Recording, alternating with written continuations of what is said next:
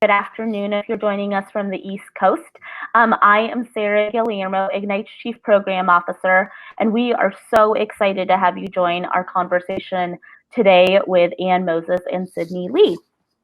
For those of you who are new to Ignite, Ignite is a movement of young women who are ready and eager to become the next generation of political leaders. One feature of our work is leveraging the power of our Ignite young women on college campuses or in virtual college campuses to mobilize Gen Z voters to the polls. We're so especially concerned about this issue given COVID-19 and this pandemic and what's happening around the country and what could happen coming the November election. So there's no better humans in our current network than Ann Moses, our president and founder, and our Ignite Wisconsin fellow, Sydney Lee, to have this conversation today. So I welcome Ann and Sydney to our morning Voting in a Pandemic Solutions to Ensure Maximum Gen Z Participation. Hi, everyone. Thank you so much for joining us. We have wanted to do this webinar for a while because at Ignite, we are very, very concerned about the challenges we see coming down the pike with regard to Gen Z voting, particularly given the COVID pandemic. And so just to set the stage a little bit before Sydney and I start talking, I want to sort of give you some general stats. So Generation Z, which is the youngest generation of Americans, has the potential to be 10 to 13% of the electorate in November 2020. And it is, in fact, the fastest growing proportion of the US electorate as well.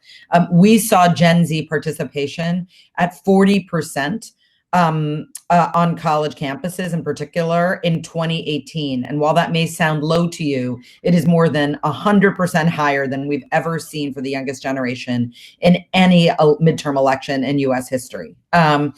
So we know that first-time voters face a lot of challenges and barriers to voting under normal circumstances. And we also know that November, particularly in face of the pandemic, is not going to be normal circumstances at all. And I think for those of you that followed what happened in the April 14th primary in Wisconsin, to me, that was quite illustrative of what we think we're going to see in many states across the country in November of 2020. So I'm really thrilled to speak today with Sydney Lee, who is Ignite's Wisconsin fellow, who experienced the issues with regard to voting in Wisconsin on April 14th firsthand, but she also has a lot of experience and wisdom on how to combat these challenges generally. So Sydney, I want to start by having you tell the audience what happened during the most recent Wisconsin election, and then what happened in Wisconsin generally, and specifically what happened with your vote in particular. Hi, everyone. So I am Sydney, the Wisconsin Fellow. So on April 14th, we had our primary, and I had requested my absentee ballot 3 weeks prior. So on March 16th, I requested my absentee ballot. I never got my absentee ballot. And so I didn't get to go to the polls on April 14th because I have pre-existing conditions. And because although my mom is an elected official and I have not missed an election since I was 18, she would refuse to let me go to the polls because of COVID. So what happened was our legislator decided to first extend the amount of time that absentee ballots could be counted and that they could be sent in. So because we had such a backflow of absentee ballots at the post office, because we didn't have enough post office workers, the absentee ballots all didn't get sent out. And so then on top of that, when they had the absentee ballots able to get the backflow, they decided to the governor decided to see if he could push back the election and just cancel the election on April 14th. Well, that didn't happen, and we still ended up having the election on April 14th, where people were waiting in lines for up to 4 hours to go to vote because most of the polling locations were closed. So when the polling locations were closed, you only had about 5 in the state of especially in Milwaukee, sorry, not in the state, but in Milwaukee, where people could go vote. So you had about 300, 400 people waiting in line to go and vote with limited poll workers. So far in terms of how many COVID cases we have, we don't know how many COVID cases we have from the election from the general population, but from the poll workers and everything, we have about 40 cases that have been confirmed, and this is just the COVID cases that we can track. We don't know how many are from the general population that were standing in those lines, all that for the extended amount of time. So your vote wasn't counted, right? Do you have a lot of peers and friends that were in the same situation that are young people as well?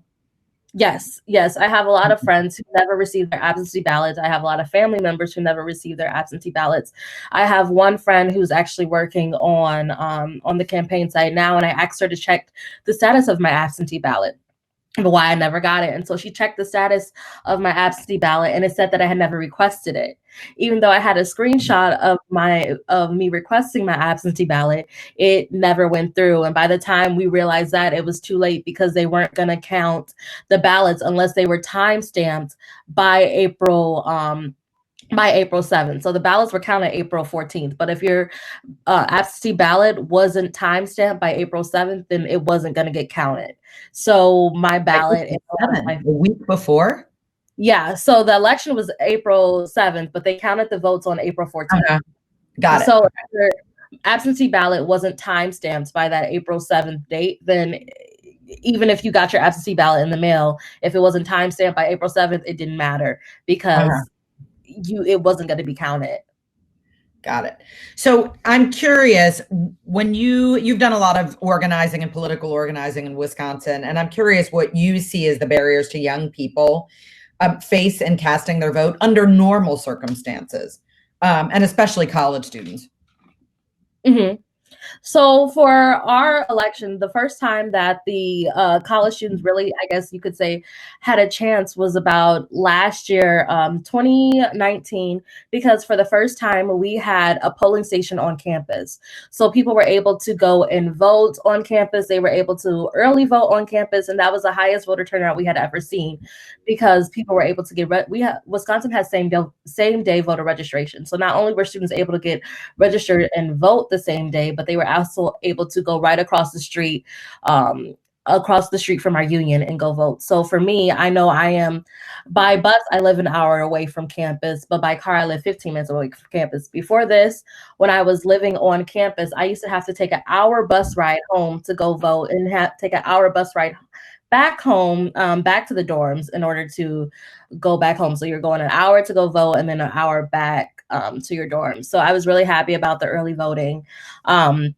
Before that, it was really hard to get students registered to vote, because with Wisconsin, you need voter identification. So you need an ID with your picture, with your address and everything. So now if you go to the DMV, they can give you voter cards or voter identification. But before that, it was really hard to get students to vote, because they have to vote absentee, or they have to change their address. And then when they go home, they have to change their address again in order to vote. So it was just really hard to get students in the process of voting, or even get them engaged. But now with the polling location and them opening the polling location right across the street from our union, it was a lot easier to not only get them involved, but to get them to vote. So we know, I mean, there's been a lot of research about why college students, like, what are the challenges to getting young people to vote, not just college students, but the youngest, like young people generally. Part of it is sort of this sense of not understanding the connection between, you know, politics and government, and what government does and the issues you care about. And that's something that Ignite is tackling all the time with our young women on campuses and in high schools as well. Part of it is just this confusion about how you should register and where you should register and what's the best place to register. Do I register in my college dorm with that address? Do I register with my home address? And then where do I get the absentee ballot sent? And how does it all work? And then, part of it is also these sort of practical planning around voting. Like, do you need a stamp? Some states require a stamp. I know that sounds like a small thing, but actually with the youngest generation, everything is done online. So can you talk a little bit about some of those barriers and how you see those playing out coming down the pike in 2020? Yeah, it's very challenging. So one of my former jobs was to go and register students on campus. And the big thing that we had where it was an issue was, where do I register vote? Do I register? Where do I register to vote at? So do I register on my dorms, where every time I leave my dorm, I have to re-register if I'm back home, if there's a summer election or a spring election, or do I register here on the dorms or back home? So that was one of the really big challenges that we had. But with the election, but another really big issue is that people aren't well versed on the issue. So everybody knows that you're supposed to vote in a presidential election, but that's what we hear about mostly. But a lot of the facts that we don't hear is about, what do I vote in my state or my local elections? We don't get those state and local elections don't get as much publicity as the presidential elections get. So people don't know who's on the ballot. They don't know what issues they're voting for, and they don't know what issues they should be voting for, or what issues go hand in hand with their values and who's on the ballot. So that's a really big barrier that we have been trying to overcome. So what the previous organization that I worked for did was, we put everybody on that was going to be on the ballot on the ticket, and we put their main important issues, and we had these pamphlets that we went and we handed them out to every college student every day. Whenever I see that, I would go to parties and I would have voter informations with me, and I would just hand them out at the parties. And that got a lot of flack, because they were like, oh my God, she's coming to a party and she's bringing voter information. But it worked, because people were there. They wanted to have those conversations, and they wanted to have those honest conversations about, why should I vote? My vote doesn't matter. I don't see my vote counting. But when you really break it down to them, it's like, the presidential election is important. It's extremely important, but your state and your local elections are the most important. And when you break it down about why those elections are important, then people start to get it. Because most of the time you only hear people talking about the presidential election, not so much your state and your local elections, where they're going to be affected the most. So I feel like once you break it down and you really have those honest conversations with people, then those barriers start to get removed, because people start to see where their values and what incentives they can get from voting. And so I'm curious, when you think about, we've done research on this, and I can talk a little bit about that in a second, but I'm curious, when you talk to your peers in Wisconsin, what are the issues that they think are the most important? Like, what are the issues that are driving them to go to the polls in November? Food insecurity, and the fact that they have piling student debt. I know for myself, I have $38,000 in student debt, and a lot of my friends are on the same boat. They want to make a life for themselves. They want to have access to resources, but they're working 2 to 3 jobs, and they're going to school full time, and they still have all of this debt that they have to look at for school just to make a life for themselves. So they're really concerned about their student debt. Our food pantry at our union at our school is really well used, because there's a lot of food insecurity on our campus. That's one of the reasons why I ran for student body president, because I was working as a cashier on our dorms, and I would be checking out people every day that had about $2 on their meal plan, but every night we would throw out buckets and buckets of fresh produce. And that was a really big problem for me, because food insecurity is a really big thing in Wisconsin. So just having access to resources, just basic human needs that people really take for granted. And I feel like that's really what's going to be pushing people to the polls. And things in terms such as healthcare. We have a health center on our campus that gives reduced rates for students. So that's a really big thing. So we can go get counseling for free. We can go get checkups and go to the doctor for free, because it's paid through our segregated fees. So you're able to get up to 10 counseling appointments. So people want to have access to those important things, that when they're not in school, they can still go to their counseling appointments. Like when they're not in school, they can still go to the doctor. So they just want those important things, because those are basic necessities that everybody should have. And so when you look forward, and then we're going to go to questions, but this is my last question to you. I'm curious, what strategies do you think we need to put in place, given the crazy that is about to come down the pike with voting in Wisconsin? What strategies would you recommend that we put in place in order to maximize the Gen Z vote? Like, how do you think we can get ahead of this in a feasible way?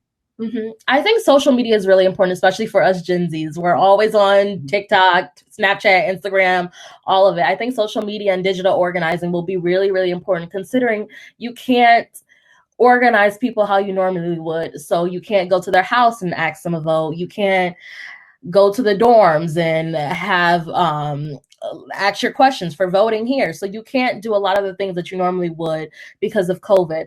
So I think the really important thing would be just to make sure that you reach people where they are. So if that's social media, then you're reaching people through social media. If that's people know they don't really read mailers anymore. So if that's sending a mailer and doing social media, then you have to do both. You just have to figure out how to come together to meet people where they are.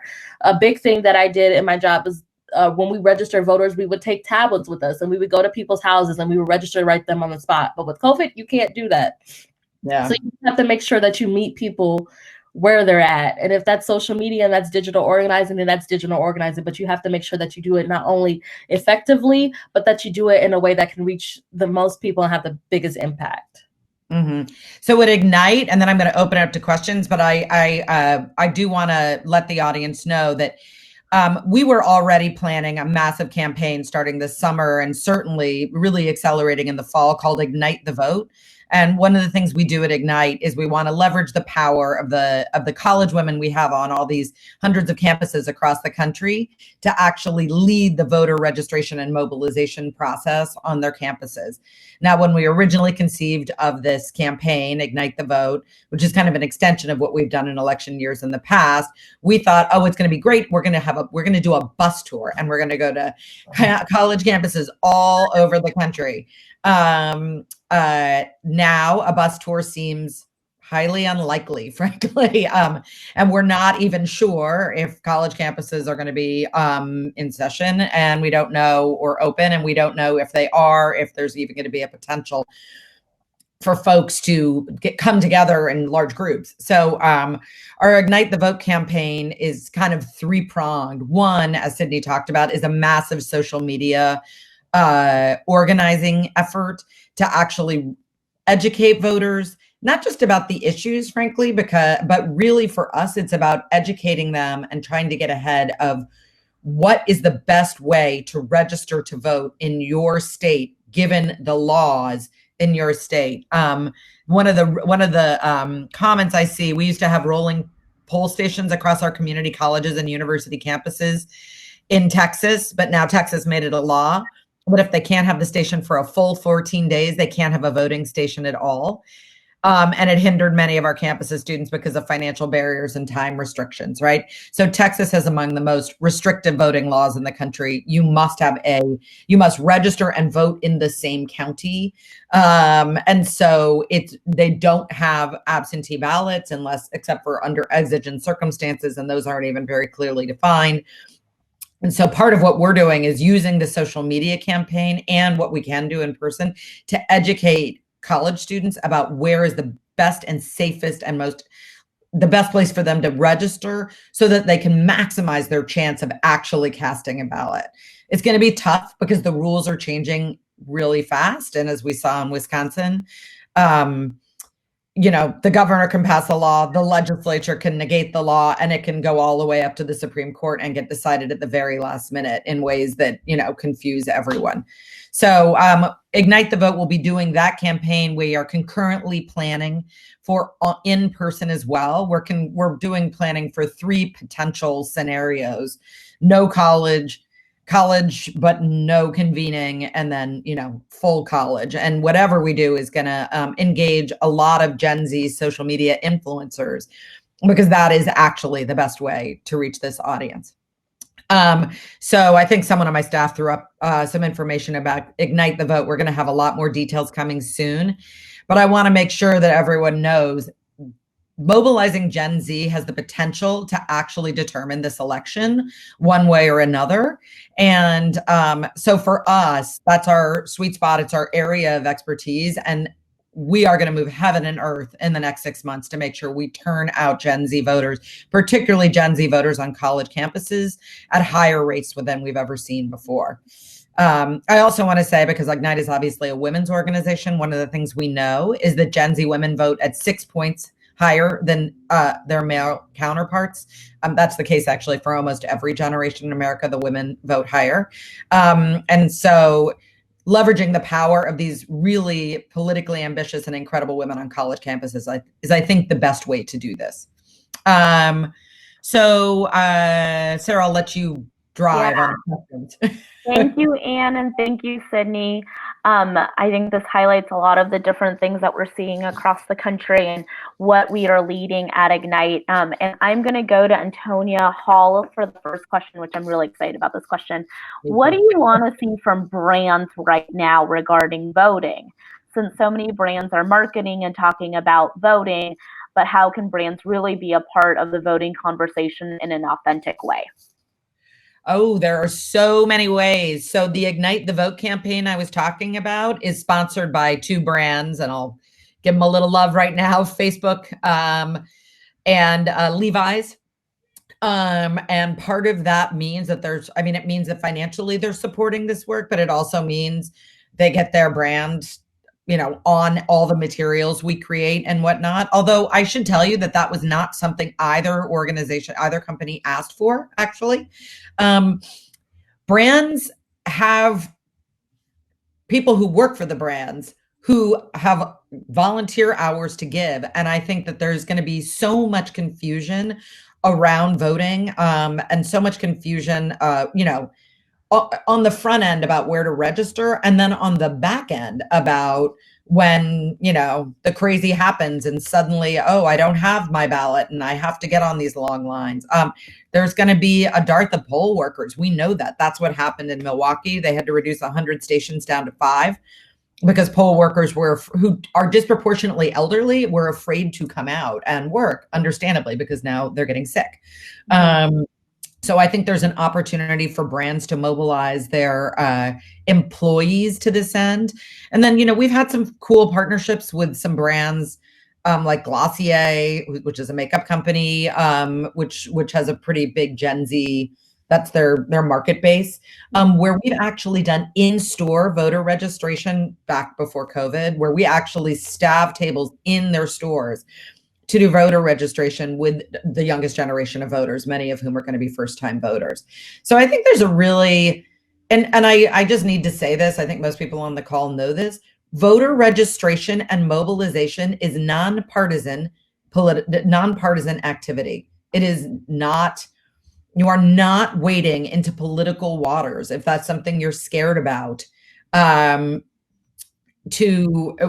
you support voting. Right? When you support new registering voters and mobilizing voters, it only becomes partisan political activity when you start telling people who to vote for, what issues to support, what ballot measures to support. And Ignite doesn't do that. We're really just about making sure that young voters cast their first or their second vote right now, not only because it's good for our democracy right now, but historically in America, the youngest generation of voters votes at the lowest rates. But we also know from decades of research that if you get someone to vote in 2 consecutive elections, that they are a lifetime voter at that point. So we have the potential, by mobilizing Gen Z, to create, many of whom voted in 2018, to create a generation of lifetime voters and increase voter participation from here through kind of, for the generations to come. Sydney, do you have anything to add to that from some of the brands that you're following? I think what brands can do in order to seem authentic and when having voting conversations is to not only have voting conversations when an election comes up. These conversations need to be happening year round. These conversations need to be personal. Mm-hmm. They need to have a personal stake in these conversations. You don't talk about, like, I see a lot of brands when Pride Month comes up, all of a sudden it's rainbow everything.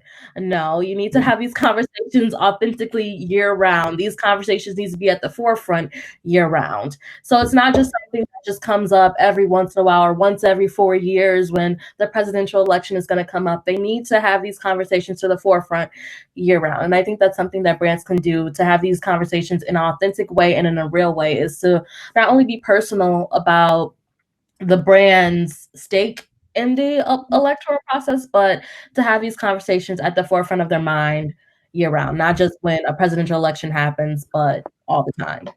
Mm-hmm. Yeah, and yeah, I think sorry, go on. No, it's okay. I was just going to say, the only thing I would add to that is, like, I think the longevity of the entire year and all the election cycles is a really critical piece. But I think literally having somebody on your staff that is really championing this, and that there's an internal brand approach and there's an external brand approach, and that both of those are really aligned, I think is the best way to do it authentically, because whatever you're doing internally needs to totally match what your external message is.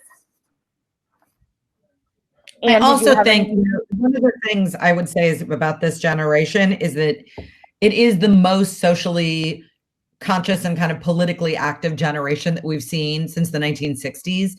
And so from a brand perspective, like political participation and activism is cool. I mean, I hate to think of it from a brand perspective because I'm just super glad that it is cool and that actually young people want to be engaged. But there is an opportunity to kind of align the coolness of political participation and your brand in a way that works for marketing purposes. Okay. Let's move on to Shania's question. Shania has been joining us on almost every webinar the past 2 weeks. She's from London. What can we do on social media, and what links can we direct people to in regards to getting them educated on voting and voter registration?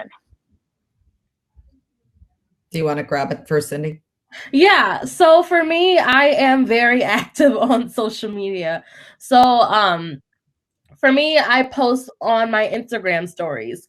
So your peers are more likely to listen to you. They're more likely to listen to you in terms of tons of different variety of things. So I have specifically curated my Instagram to only follow things that can either educate me or things to uplift me or things that I just think are funny, so memes. But your peers are more likely to listen to you. So if you see something about voting or if you see something about being civically engaged, share it. They're more likely, and then it becomes personal to them as well, because then they're like, well, if I have a question, I can come to you. If they have questions, they know that they can ask you and that you're going to be a safe source from them. And if you can't be a safe source for them, then you're going to direct them to that safe source. So this can be anything from accurate voting information to where they can vote, where their polling sites are. You just have to be that safe source of information. So I love to share things on my Facebook or my Instagram, and then direct people to the correct sources where they can get that information for themselves as well. So I feel like social media is a really big thing that you can use to not only get your voice out, but that's extremely personal to you and that you can use to get your message out. Yeah, in terms of what links you can direct people to, I mean, we're going to be creating a whole hub that actually connects directly into both educational materials that are state specific on where's the best place to register. So actually really simple flowcharts, because I think with college students not even knowing where they're going to live in the fall, and we're working with other organizations like Rock the Vote and whatnot on sort of, making sure, because they're the great repository of all this very arcane state-specific information. But then there are loads of online resources already, like vote.org, where you can, put in your address, find out where you're registered, find out where your polling station is, like track your ballot, see if it arrived and whatnot. The problem with all those right now is that if you wait too long to get to it, it's really hard to, what's going to happen is what happened to Sydney, which is that, oh, wait, but I asked for the ballot and I have proof that I asked for the ballot, but the ballot's not here. And they passed a law that says if it's not counted by April 14th, it's game over and it doesn't matter, right? Even if I did everything right, it's going to take forever to run all those cases up, the election's done. So we need to make sure that we're, both creating the information that doesn't already exist. We don't want to replicate anything that's already out there, and then create these kind of hubs where people can already go. I do think it's interesting that, I think, there've been a lot of sort of new apps, like there's an app for that. And I think the problem with creating new apps is that you're asking people to download something that they don't want to, that they don't already have. And so I think the trick is to reach people, as Sydney said, where they already are, on the social media platforms where they already are, following the people that they're already following to get that kind of information for. We don't want to create new, systems and apps and, things that people first need to download to even start the process. Awesome. Thank you, Anne and Sydney. So we'll go to Jacqueline next. What are your opinions on organizing video sessions to register voters online? Oh, Go. I think they're a great idea. So I think these voter video sessions can be a really helpful tool, especially if they're state specific, because people get the education that they need, they can get the resources they need all in one space, and they can get the links and everything. So I think COVID has brought a lot of horrible things to the forefront, but it has also brought to the forefront digital organizing, which we can really use and we can really mobilize, especially now with state-specific action plans. So I think they can be a really helpful tool in order to get people more involved and get them where they're at. And I love the TikTok. I am sheltering in place with some very avid TikTok users in my home, and they are in the age demographic we're talking about. And we are actually developing ways to use TikTok and these social media platforms, but that one in particular, to give these kinds of to both popularize that kind of information and actually give sort of really quick and short tutorials on how to do it. So I think, part of what's going to work for this generation, particularly if we're all still, locked in our homes on some level in the months prior to election day, is making sure that we do use these social media platforms in a creative way that is fun and also, reaches this audience. Perfect. Hello, Paul. Hello, Laura. Susan also agrees on Jacqueline's thought. And the other thing I would add to that too is we do know your ballot and fill out your ballot parties on our college campuses across the country. So if and when we have to do that online, that will also be another opportunity to do so. Sydney, can you drop something we've been doing with some of the companies is not telling people how to vote, but sort of going through. One of the barriers for young people to voting is that they feel like voting is like an exam. So if they don't know the right answer, if they're not fully educated on every single issue, then they don't want to cast the vote, right? Or they don't even want to vote, right? Because it's that feeling, right? You're already a college student, you're taking tests all the time. What if I get it wrong? And so some of what we've been doing with brands, and I think adults feel this way too, is actually in 2018, we did some, and now we're doing these ballot parties where we're not saying, oh, you should vote this way, but we're saying, this is the issue, this is the for, this is the against. Now you can make your decision.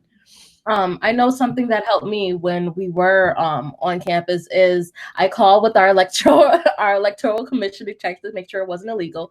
But one of the things I did is I went to my professors. So I went to my professors. I went to the department heads and I asked them, is there something that we can do in order to increase student voter turnout? What if we drop the lowest quiz score if majority of the class goes and votes? Or what if we give extra credit for people who go and vote, no matter who they're voting for, as long as they prove that they went to go vote? Is there something that they can get? So in all the classes that participated, they had the highest voter turnout they had ever seen. So in one of my classes, for example, we had 110 students. Out of those 110 students, 99 went to go vote. And that was the highest turnout that they had ever seen. And so I think it's just making sure that no matter what you're doing, as long as it's not illegal in terms of voting, making sure that you give people not necessarily that they need an incentive to vote, that they're seeing tangible things that they can get out of voting. I think that's really important as well. Mm-hmm. Awesome. So our next question comes from Kim Gertzman in New York. Can we use text technology to encourage Gen Zs to register on a mass scale? Yes, and actually more. I'll hit the first half and you do the second half, Cindy. The more than just registering on a mass scale, it's actually voting on a mass scale. So I said this earlier, but one of the biggest barriers to voting is actually not making a plan, right? Like, or one of the biggest accelerators to Gen Z voting is if they make a plan. So, I mean, I'll give an example of what happens when young people with the best intentions who are already registered don't make a plan to vote. One is they go to college and they dutifully register absentee, and the ballot gets sent home, and they have every intention of getting that ballot, but it slips their mind. It slips mom's mind. The ballot sits at home. And then suddenly on election day, I have an 8 a.m. class, a 10 a.m. class, a 2 p.m. class. I didn't ask for the ballot. The ballot's home. I'm at college. Ballot doesn't get cast. Even if you have a ballot or you plan to vote, suddenly, oh, I didn't know where my polling station was. I find out it's a lot farther than I thought it was, like what Sydney mentioned. And now I have classes here and there, and oh, I didn't get to vote, right? So part of the ways we can use text technology is to actually get people to make that plan and collect their information so that we can use text technology from Ignite to actually say, hey, Sydney, your plan was X. You were supposed to get your ballot from, your family on this date. Did you do it? Right. And do those kind of reminders. Sydney, you add what you were going to say. Yeah, text banking is extremely important in terms of getting voters engaged, because everyone's on their phone now because you have nothing else to do. So you're seeing those texts and seeing those messages get sent in. So that's really important. It's a really important tool. But also, it's when those text messages are sent from text banking, we get to see the responses. So like if you have gotten the absentee ballot and you say no, well, then we get to follow up with those texts and say, well, if you haven't gotten your absentee ballot, these are the resources you can use to get your absentee ballot. And we can go from there. We can help you in a more personalized way versus with phone calls. People don't like those phone calls. They're going to hang up on you. They're going to cuss you out. So I think text banking is really important. But also with text banking, you don't even necessarily have to do text banking. You can make a plan with your friends to get them engaged. I know from my friends, when early voting opened up on campus, we made a plan that on this day at this time on Saturday at 10 a.m., we're all going to go and we're going to go early vote. And then after early voting, we're going to go get brunch. And so that's something that we did. So we all went to go vote. Then after all voting, we went to go get brunch. So it was a way for all of us to hold each other accountable, but also to make sure that we got food out of it as well. And we got to get that social time. So that was a really good thing. But just making sure that if you have a plan, make sure you rope your friends in, and it can be something fun. So like, hey, on this day, I'll pick you up and we're all going to go vote. Or on this day, hopefully after COVID ends and quarantine is lifted, on this day, we're going to go vote, and we can all go get brunch afterwards or go get dinner or something like that. Just make sure that if you have a plan, you rope your friends in, or you hold them accountable as well to making sure that they reach their voting goals. Awesome. Thank you, Anne. Thank you, Sydney. Maureen's question is around Ignite sit-ins at the state capitals around states that have voter suppressions that is obvious. I'll actually kick off the answer to that one. We've been doing a lot of Ignite the Capitals and also digital advocacy with our partners Speakable, where there's a specific action button. And so, for example, we did one with Stacey Abrams on getting voter suppression, or not voter suppression, getting voter engagement, vote by mail into the COVID package bill. I think it was 1 or 2. I can't remember which package it was.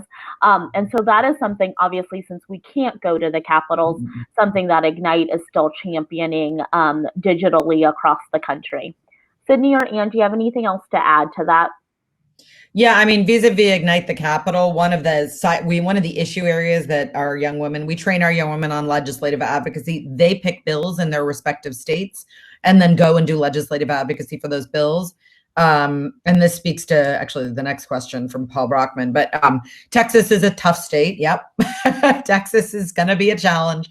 There was a bill, the Texas legislature meets in the off year. So in 2019, there was a bill, HB 375, which would have mandated that college campuses with 10,000 students or more have a mandatory polling station, public universities. And so we trained a bunch of young women on the tools and skills of legislative advocacy. And this was the bill they selected. They all went up to the state capitol and, in fact, lobbied and did legislative advocacy for that bill. the Texas legislature did not support the bill during the 2019 session. And that's so that bill died, but it will be certainly resuscitated in 2021. It will be after the presidential election. But I think, to Sydney's point, this is a year round. We can't just sort of show up with this in the 5 weeks before an election and expect change. You've got to be doing this kind of stuff all the time. And elections have consequences. We don't know what's going to happen in 2020 in Texas, and perhaps much of the legislature will change. And then, certainly COVID has changed the way people think about elections right now. And so my guess is there may be another bill that will actually mandate absentee ballot availability in Texas. And so, these are long fights. There are a lot of organizations, and we are not one of them, that does the legal challenges. There's ways to tackle the voting issue legally, via lawsuits. There's ways to tackle it via legislative advocacy. And for Ignite's standpoint, at least in the next 6 months, we will be also doing the legislative advocacy, but our goal internally is to make sure that whatever the system is, we just maximize the vote in that system right now. So it's a shorter time span in the short run, but our job, the way I see it, is to make sure that we get as many young people on college campuses across the country to vote, given whatever situation they've got. Okay, friends, so we have to wrap up our conversation because we are ending our time together today. So I'm sorry that we can't answer every single question. I'm going to ask Sydney and Anne to share their call to action for all of us today. Well, my call to action is for the folks who are not Gen Z. I'm thinking of a delicate way. The folks who are not Gen Z on the phone call, because we've got a bunch of folks who are not Gen Z, and then we have a ton of young women on the call as well. But for the folks who are not Gen Z, for the folks who are closer to my age, I would say every single one of us knows a young woman or a young person in our lives who is ready or has the potential to cast their first vote or their second vote. Gen Z at most is casting their second vote right now. And it is up to us. We have the power probably to find at least each of us 50 of such voters and make sure that wherever they are, they register in the best place that is going to maximize their chance of casting that vote, and that we get them to the polls or get them to cast that vote one way or another. And I think if we all set a personal goal of who are the 50 people I know who are at risk of not voting, and I will make it my personal mission to make them vote, to make sure that they cast a vote, we all have a tremendous amount of power. So, Sydney, to you. My call to action is that with COVID, we are in a period of transformation. We're in a period of transformation with everything that we do, whether that's connecting with family members online or loved ones online. We're in such a period of transformation that we don't know what anything is going to look like besides tomorrow. So with that being said, get angry, get passionate, change what you do not like. If you are angry about who's on the ballot, put yourself on the ballot. If you're angry about the choices that we have to make in terms of choosing between our health and our safety and voting, call out your legislators. Call them out. Get angry about the positions that we have to get put on, and put yourself on a ballot. Make sure that you're taking your loved ones and your friends and holding them accountable about voting. Make it personal. When you make it personal, then people understand. You can't just say, well, vote because you have to. Well, what's your why? Why are you voting? Why are you so passionate about voting? For me, voting is extremely important, and it's extremely personable because I have family members who can't even read, but they still take themselves to the polls, because in my family, growing up in the South, voting was extremely important. My family came from a really small town in Tennessee called LaGrange, Tennessee. Its population, it's not even on a map. It's so small. They were the first home in their city to have a lighthouse outside, a light post outside their house. So for them, voting was always extremely important because they had family members, and we have people in our family who have died for the right to vote. So even though I have family members who can't read, they still make it an effort to go to the polls, and they still make it an effort to vote because they know how important it is. Because voting is important. It affects you in every single way, even when you don't think it does. So I think making sure that you make it personal and that you make it an effort to vote, no matter what the circumstances is important. And to get yourself on that ballot as well, and to make sure that we have the right people in office to do what needs to be done is also extremely important. Awesome. Thank you so much, Sydney. Thank you, Anne, for this conversation.